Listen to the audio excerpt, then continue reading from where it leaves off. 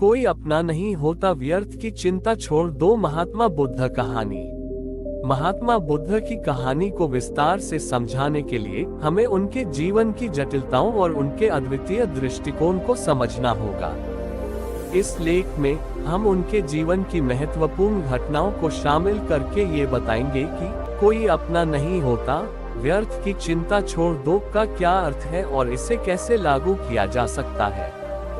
महात्मा बुद्ध का जीवन परिचय। महात्मा बुद्ध, जिनका जन्म सिद्धार्थ गौतम के नाम से हुआ था, 563 पूर्व के आसपास लुम्बिनी वर्तमान नेपाल में एक राजसी परिवार में पैदा हुए थे। उनके पिता राजा शुद्धोधन चाहते थे कि सिद्धार्थ एक बड़ा सम्राट बने, इसीलिए उन्होंने सिद्धार्थ को पूरी तरह से विलासिता और सुख समृद्धि से घिरा हुआ रखा। सिद्धार्थ को बाहरी दुनिया की कठिनाइयों और दुखों से पूरी तरह से अज्ञात रखा गया था। सिद्धार्थ का यथार्थ का सामना।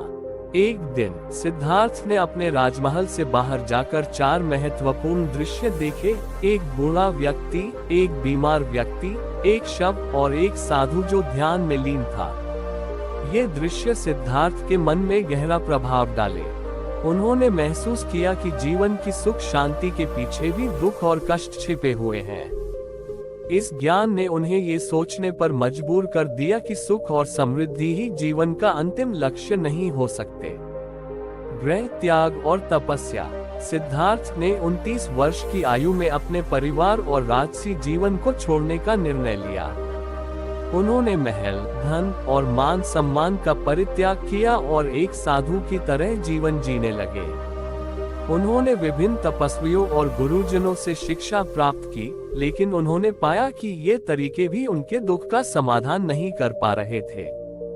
बोधि वृक्ष के नीचे ध्यान। सिद्धार्थ ने आत्मज्ञान की खोज में बोधि वृक्ष के नीचे ध्यान करना शुरू किया। कई दिनों की कठिन साधना और ध्यान के बाद उन्हें एक दिव्य अनुभव हुआ।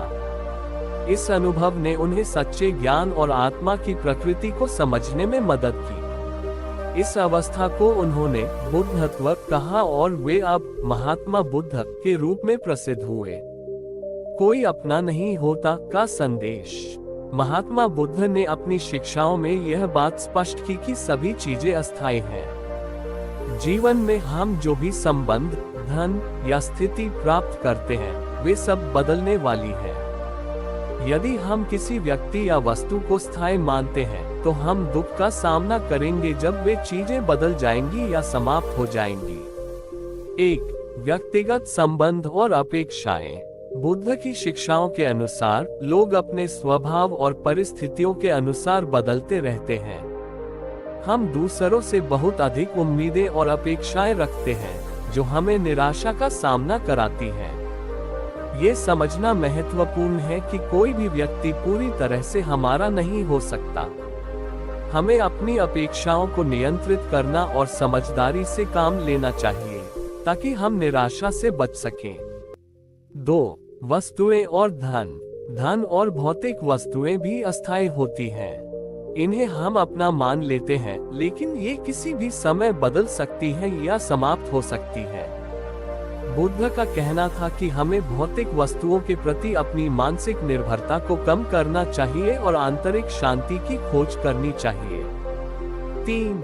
आत्मा की प्रकृति। महात्मा बुद्ध ने बताया कि आत्मा की सच्ची प्रकृति निर्विकार और स्थिर है, लेकिन हम बाहरी संसार की चीजों से प्रभावित होते हैं और उसी के अनुसार अपना मानसिक संतुलन बनाए रखते हैं। यदि हम अपनी आत्मा की गहराई को समझें और बाहरी प्रभावों से अज्ञेय रहे, तो हम अपने जीवन में सच्ची शांति और संतुलन पा सकते हैं। व्यर्थ की चिंता छोड़ना। महात्मा बुद्ध की शिक्षाओं में एक महत्वपूर्ण बात यह है कि हमें व्यर्थ की चिंताओं से मुक्त होना चाहिए। जब हम अपने जीवन की अस्थिरता को समझते हैं, तो हमें छोटी मोटी चिंताओं का कोई महत्व नहीं लगता। जैसे जैसे हम ये समझते हैं कि चीजें अस्थायी हैं, हमें अपनी ऊर्जा को अनावश्यक चिंताओं और संघर्षों में लगाने की बजाय जीवन की सच्ची समझ और शांति की ओर मुड़ना चाहिए। 1. वर्तमान में जीना। बुद्ध का सिखाया हुआ एक महत्वपूर्ण सिद्धांत यह है कि हमें वर्तमान पल में जीना चाहिए।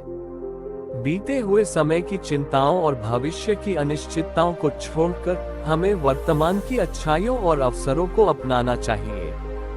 वर्तमान पल में जीने से हम अधिक संतुलित और खुश रह सकते हैं। 2. आत्म जांच और आत्म साक्षात्कार। व्यर्थ की चिंताओं को छोड़ने के लिए आत्म जांच और आत्म साक्षात्कार अत्यंत महत्वपूर्ण है।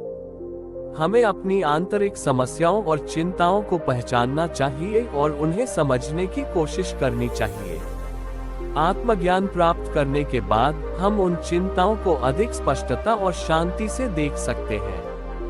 3. शांति की खोज। शांति और संतुलन की खोज में हमें बाहरी कारकों की बजाय आंतरिक स्थिरता पर ध्यान केंद्रित करना चाहिए। ध्यान और साधना की प्रथाओं का पालन करके हम अपने मन को शांत कर सकते हैं और आंतरिक शांति प्राप्त कर सकते हैं। निष्कर्ष, महात्मा बुद्ध की शिक्षाएं हमें ये सिखाती हैं कि जीवन में स्थिरता और शांति केवल बाहरी चीजों पर निर्भर नहीं करती। ये हमें ये समझने में मदद करती है कि किसी भी व्यक्ति या वस्तु को पूरी तरह से अपना मानना एक भ्रम है और इससे उत्पन्न होने वाली चिंताओं से मुक्त होना हमारी मानसिक और भावनात्मक स्थिति के लिए लाभकारी है। इस प्रकार कोई अपना नहीं होता, व्यर्थ की चिंता छोड़ दो का संदेश हमें आत्मज्ञान, आंतरिक शांति और जीवन के सच्चे उद्देश्यों को समझने में मदद करता है।